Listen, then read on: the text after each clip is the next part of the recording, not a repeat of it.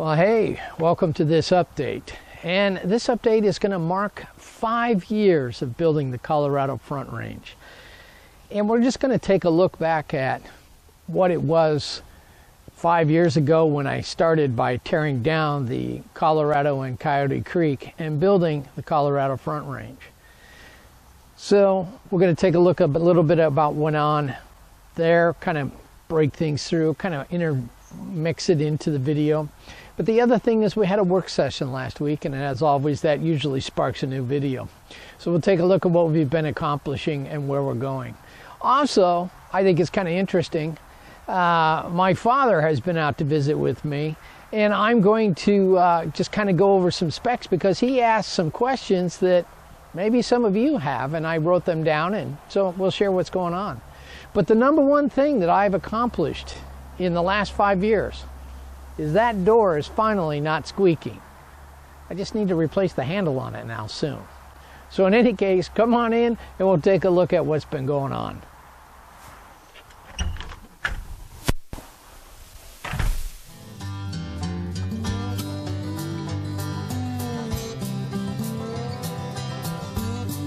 Okay, welcome to Palmer Lake. And as you can see, if you've been following the videos, there's been some changes here. Sean and me have been working on this for the last 2 work sessions.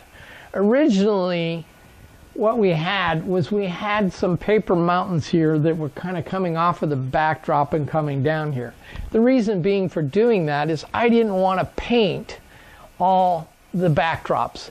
I can do it, it's not really what I like to do, and it's not really my forte nor my skill. You can see I can actually paint them. You can see behind me that there are some backdrops and they are painted. But to maybe cut some of that down, that was the plan. But when we looked at it for a couple months and kept looking at it, it just looked like a canyon. And that's not what Palmer Lake is at all. It's actually sitting on the Continental Divide, the north-south Continental Divide. It's the highest point of the railroad. Now on my layout it's not. Denver's the highest point, and this is coming down as it heads in through Colorado Springs in the staging yard. But sometimes as modelers we have to make compromises, and this is one of the compromises I had to make. So that being said, we had to take those mountains down, and then we wanted to push these foothills back, then putting them on the backdrop. So this got changed. So doing that meant I had to sketch this. Now, drawing is not one of my strengths, nor is painting, but I can do it. And I'm going to give you some tricks and tips to try and help you do this if you're looking at doing this. This is about a 25-foot backdrop. So to do that, most of us are not accustomed to drawing 25 feet long. We usually work on an 8.5 by 11 sheet of piece of paper. So that being said, I took some photos from Google Earth, Google Maps, and photos that I took of Palmer Lake when I was out there, and I compiled them together to generate my backdrop. So first, I got my photos together and kind of lined up how I wanted to do it just with the photos. I then practiced those drawings on a simple piece of paper to get an idea of what's going on and how I wanted to blend it all together. The next thing I did, and probably the biggest help in drawing something that's 25 feet long, is I took the projector and I set it up on this side of the layout and casted those photos onto the wall and got them in perspective and kind of got a feel of how they're supposed to look, and then traced them outline just a bit so that I now had a 25-foot outline of my backdrop. I then just simply come back in, do a few sketches, and I'm all ready to paint. That being said, now we're going to take a look at what I wanted the scene to look like. I'm modeling in October, November time frame. So as such, doing that, I want this area to have just a light snow cover, maybe the first or second snow of the season.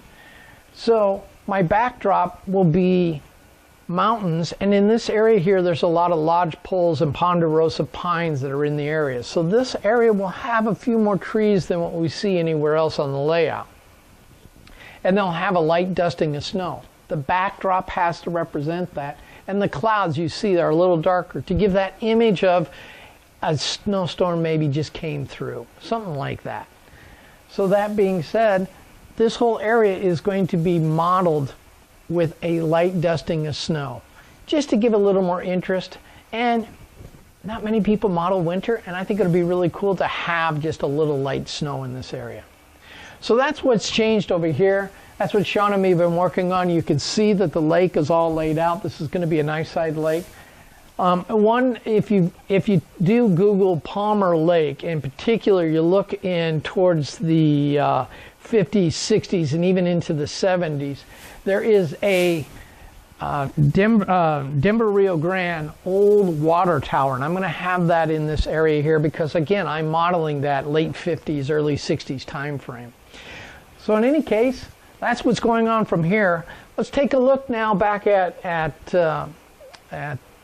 Longmont, which is right over here on the opposite side, and we're going to take a look at what Sean's been working on, the mock-up on the boiler house and everything. So let me set up the camera and we'll go from there.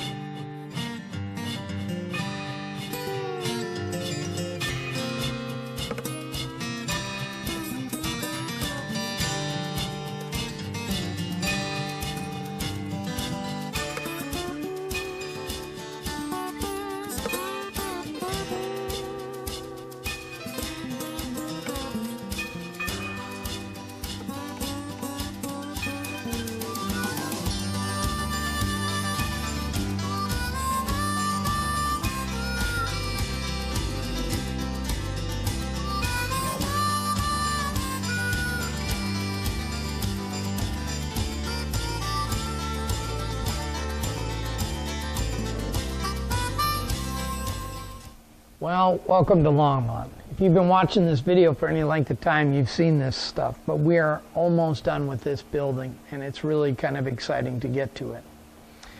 I'm going to just compliment Sean here in this. This paper building is absolutely exquisite, and I'm going to be posting some videos while I'm talking here, just kind of showing you that this model actually can be photographed up and close, and it looks really good. So to kind of give you some specs on this building, this is a joint collaboration. I actually am doing the drawings. I've cut out some of the parts for the building, but Sean's doing a lot of the work itself. It is a paper building, and as such, people think of paper buildings, they think it's all paper. This one is an all paper building. This one is not. It has bones inside it, MDF,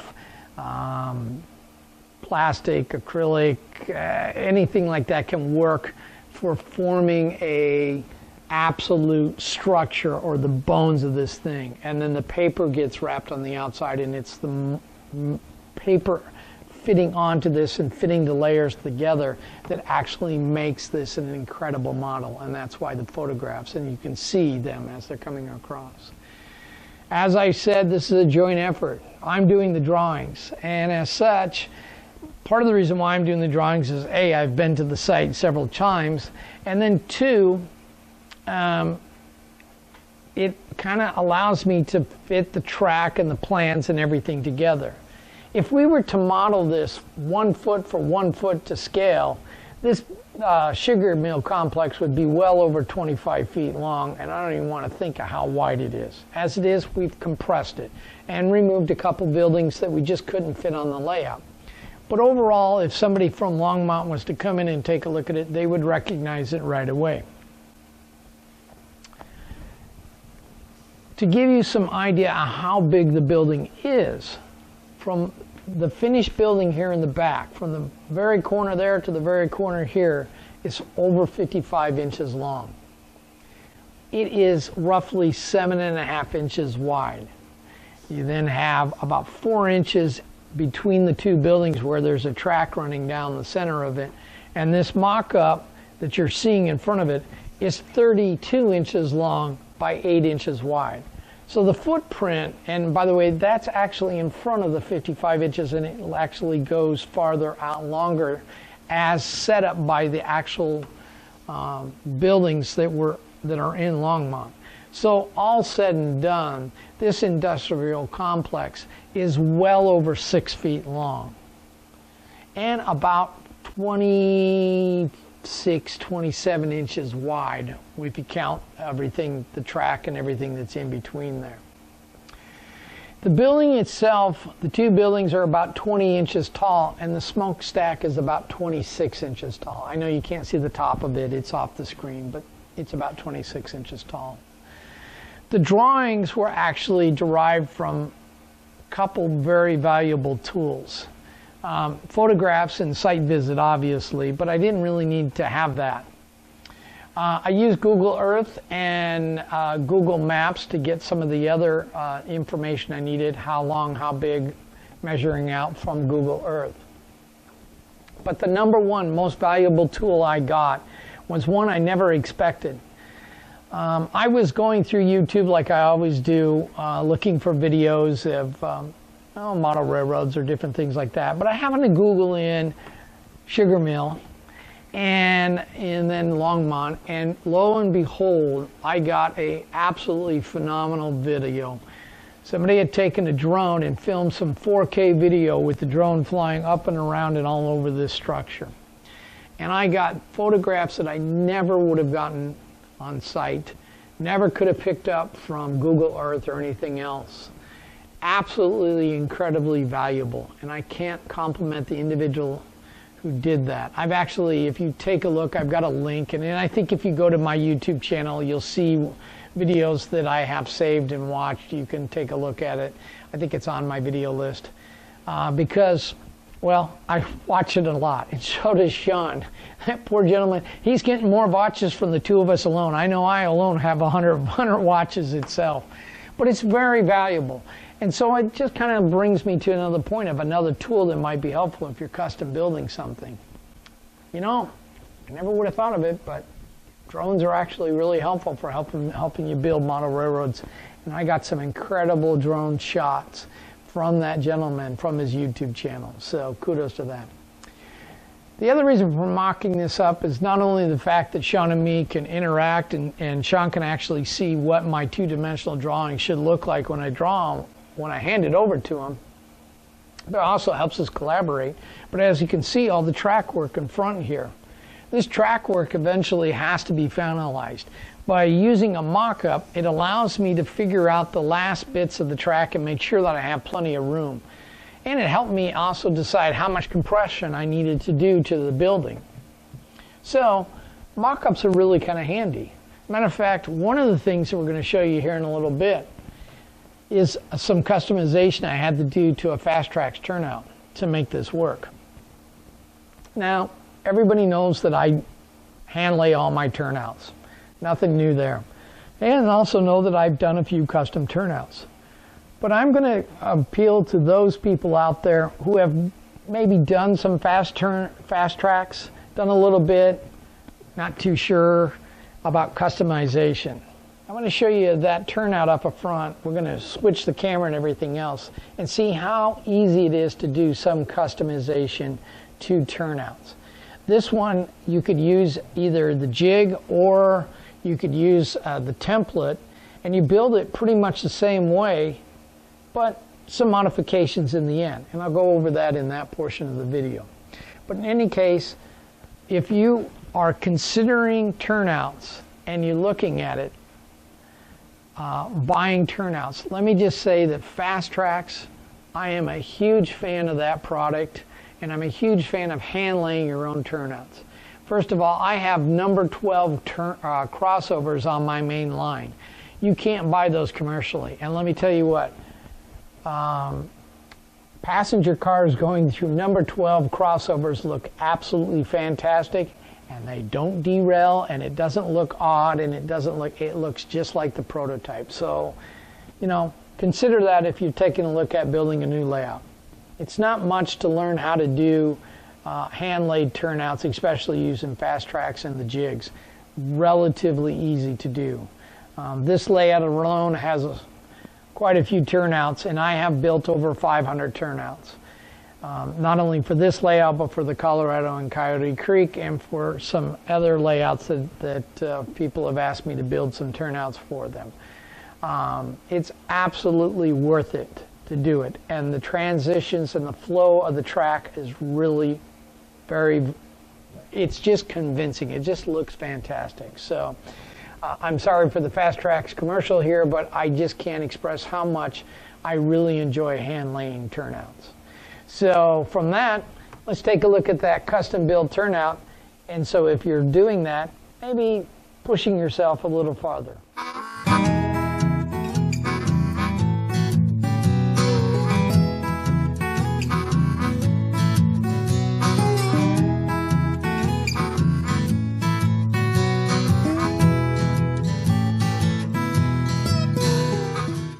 So here's the custom turnout right through here. You can see it's not painted. Now, you can see the template sitting right underneath here that I used. And I didn't build it in place, but what I did do is I built it separately, and I ran these particular legs here real long so I could continue on. Now, normally with the number 5.5, this would come into here about like this, and would basically go out about at this angle here. And as you can see, my track is continuing on. That's because this radius right here is a 24-inch radius. And all I did was continue that 24-inch radius so I could meet up with the track right into here. By keeping it nice and long, I can make a smooth transition coming through here, and the same here with the straight, so that I can meet up here and form the angles that I want to. It's a really simple trick that you can do. You could use a simple template or use one of the jigs and build the turnout, but have the long legs coming off. Just attach it here at this thing here at these 2 points of the ties. We can see the PC ties sitting right here. And then the rest of it, just kind of leave it so that you can form these angles coming out of there. And that's how you can customize a turnout to meet your needs. I'm going to take a photograph and show you exactly what that ends up doing when you create those kind of legs, and you can create the smooth transitions going into certain areas.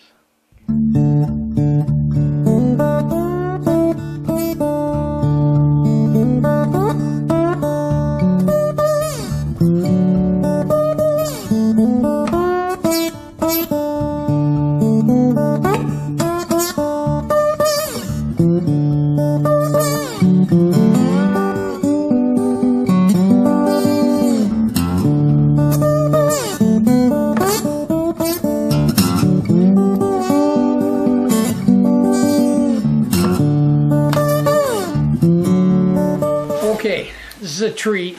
My father is here all the way from Michigan, and we're going to kind of go over the railroad. This is his first time seeing the railroad live. He's seen it on the videos, so I think this is a great experience, and we'll kind of just ask some questions about that. But really, I want to talk about when you first got the railroad, built the railroad when I was a kid. Now, I was born in '64, and you bought the train set when?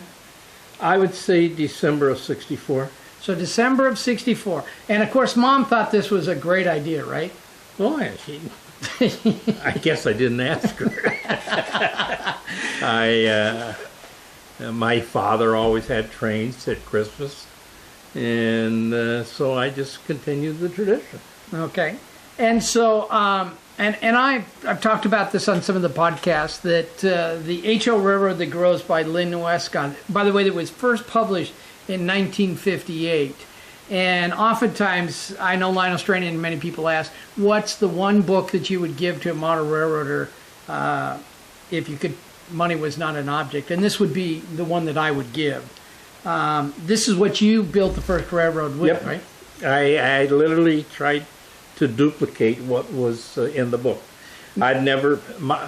We had always had our railroad, kind of just flat and what Right. have you. And this offered some raises and lowers and hills. Yeah. So that's what I did.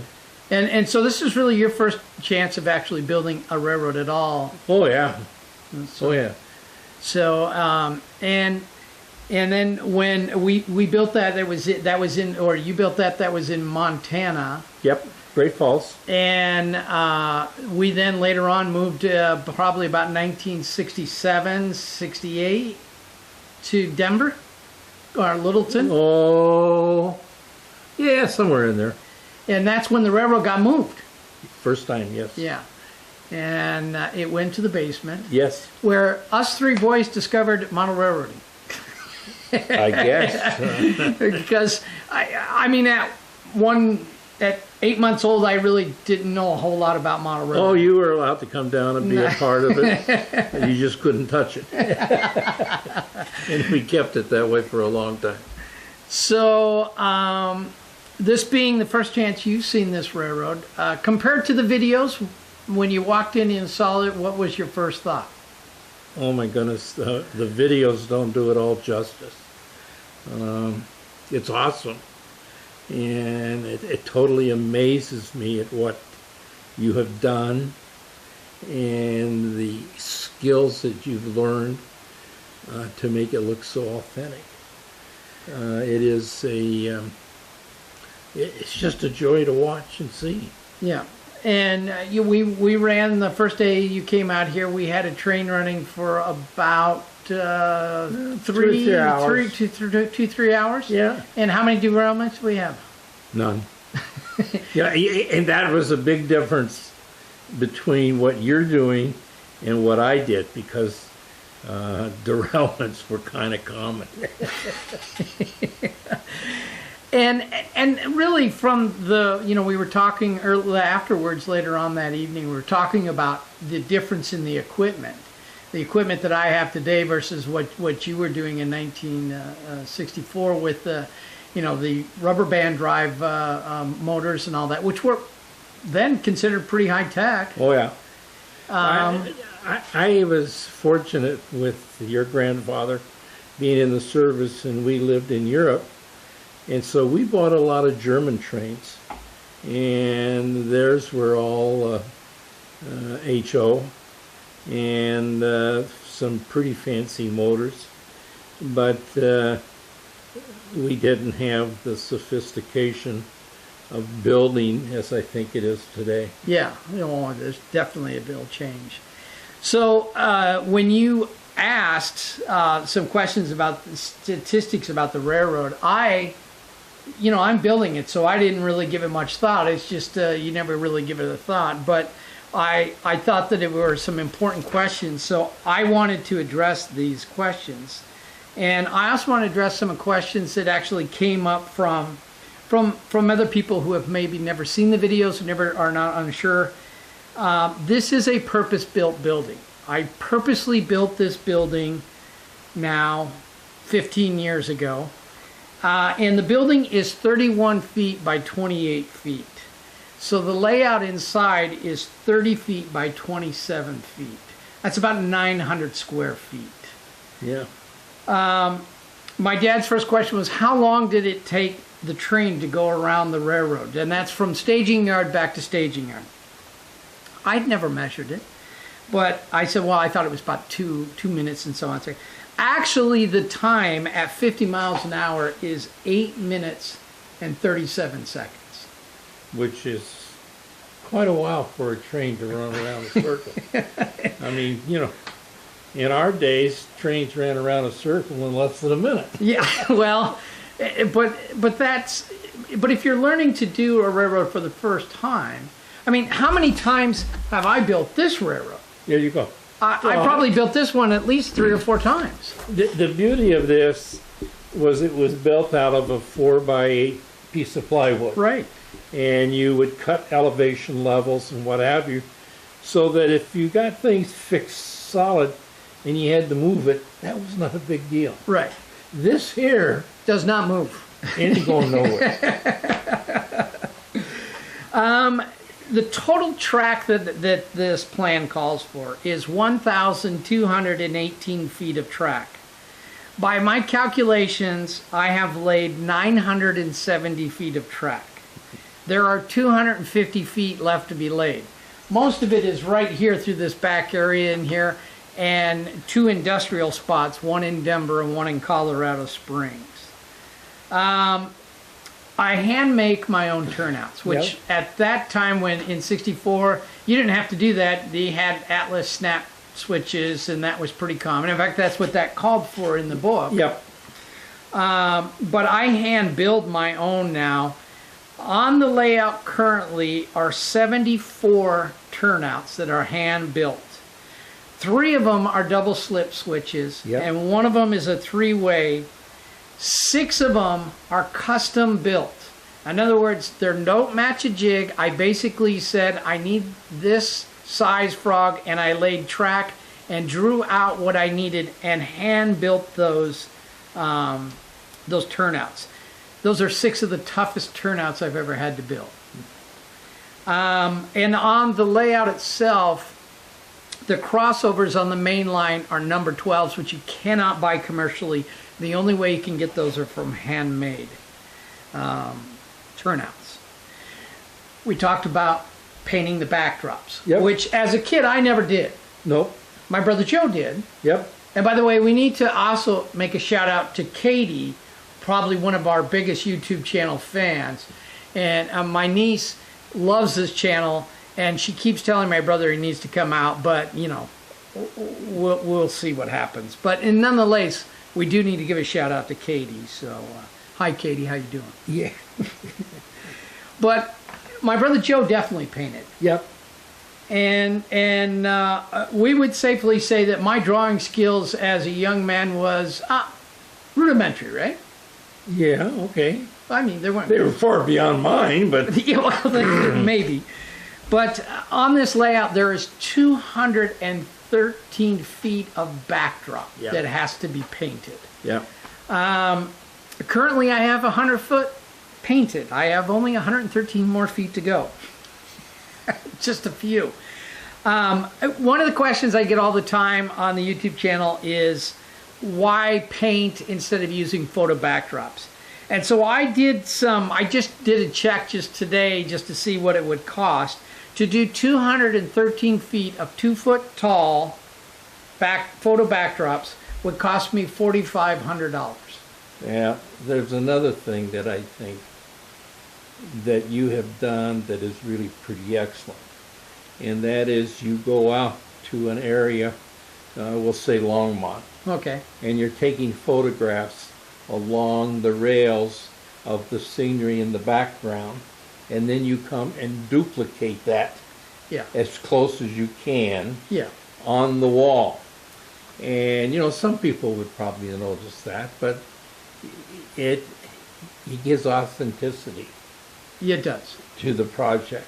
And then what also you have done is your land that is where the railroad itself is blends into the background as a natural scenery. Yeah. And I don't think you can do that in No, not by the photographs. photos. No, Ain't not, gonna not, happen. not readily. Not readily. It's very a little difficult. I've been wiring, and I'm just about done with wiring. You saw me finishing up the last panel in there. Yeah. Kind of did some rough rudimentary based on how long lengths of wire were and figured out that I have 3,600 feet of wire into this layout already. Now I am not done. I would estimate that I will be close to 5,000 feet of wire when I finish. I would imagine. Now that includes my phone system, Yeah. which is functioning, turnouts, power, 12-volt power supplies. That's just everything that is currently wired. So right now I have 3,600 feet, and on the layout there are 14 circuit breakers. That is also 14 separate districts, so subdistricts. So when I have a block on my layout, that block is a subdistrict, has its own circuit breaker. So if the short occurs in Loveland, Denver never notices it. For that matter, Longmont never notices. Only Loveland will see the short. So just kind of one of the things.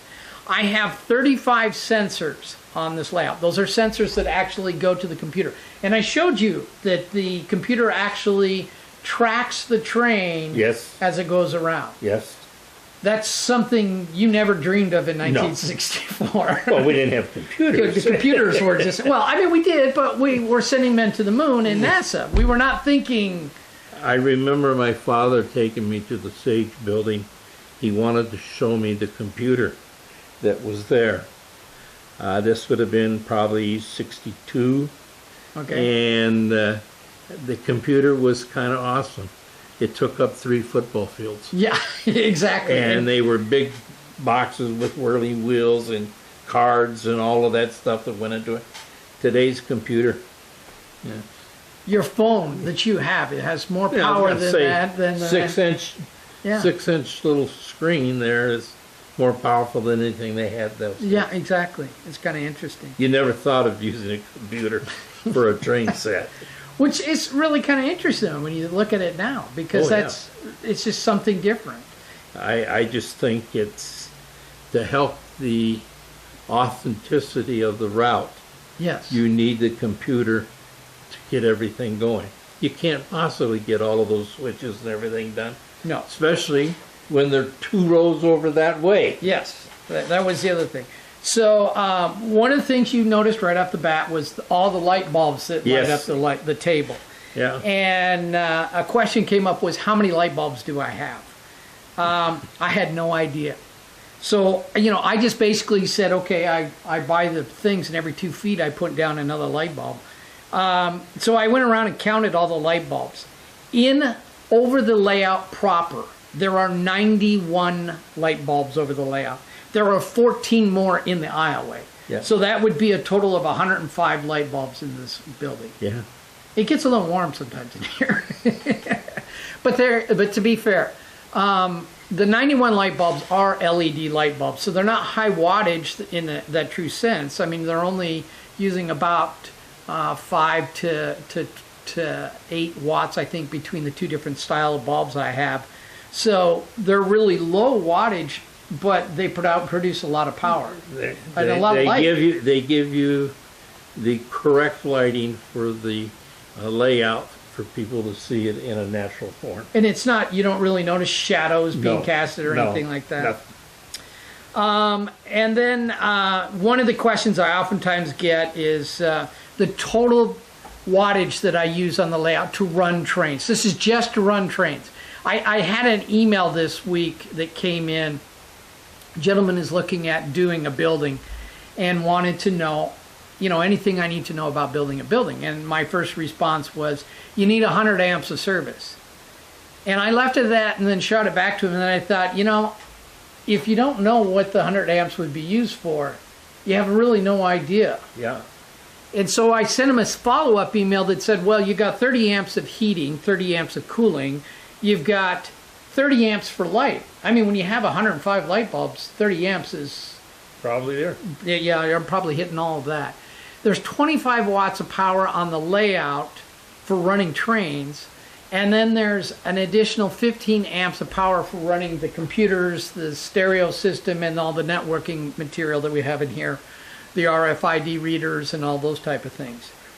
So that's kind of the statistics and just kind of going over that. So pretty cool. Yeah. It's just amazing. It is. It's a lot of fun to do this. The interesting question oftentimes is, this is my 5-year anniversary, and I've been shooting pictures throughout this entire video how it is. One of the things that I said to my dad, well, one of the reasons why I can do this is because I don't really watch TV. So you've been here for almost a month. Yeah. How many times do I sit down and watch TV? Twice. Yeah. I think maybe 3 minutes each time. Yeah, 3 minutes each time. So I stop in, I have a cup of coffee, see what's going on, and then I go, okay, I'm going back out to the train shop and do something like that. So I want to give a big shout out to the crew that helps me, Jonathan and Sean, both who have been with me through this entire process. I want to give a shout out to Paul Schmidt, the former model railroader editor, who's come out, who works for the Burlington Northern Santa Fe lighting crew. Paul, you haven't really seen a lot of the work that Paul has done for me. Paul has actually done all the lighting work for me for setting up the signals on the layout. I've already got the plans. All I have to do is just implement them. So thanks to Paul for that. I'm trying to think. There's been a couple other people. Mike Whiteman came out, helped me out with a couple things on projects like that. Reagan came out, helped me a few times. I just want to just say to everyone that's come out and helped, thank you very much. Your efforts are it just helps me keep going. To those of you on Facebook and who watch these videos, I really appreciate it. It does encourage me. Understand that your likes and your comments push me to do even better than what I'm doing. And then finally, a big shout out to my wife who puts up with me. And you would agree that that is certainly what she does. Oh yeah, I mean, everybody needs to have a hobby. Only a few people take it beyond a hobby into a fast fixation to get something done. But this is gorgeous. This is, I'm so proud of your work. Well, thank you. And it's neat to see. It really is. And I get this question oftentimes, hey, where are you at? I actually live in Gig Harbor, Washington. And if you happen to be up in the Tacoma, Gig Harbor, Seattle area, and you want to come visit the layout is usually open. It's just a matter of me being present. And simply shoot me a line from Facebook or from to the video channel, and let me know what it is, and we'll see what we can arrange. So anyway, until next time, happy modeling. Hey guys, see you in a couple of days. Bye.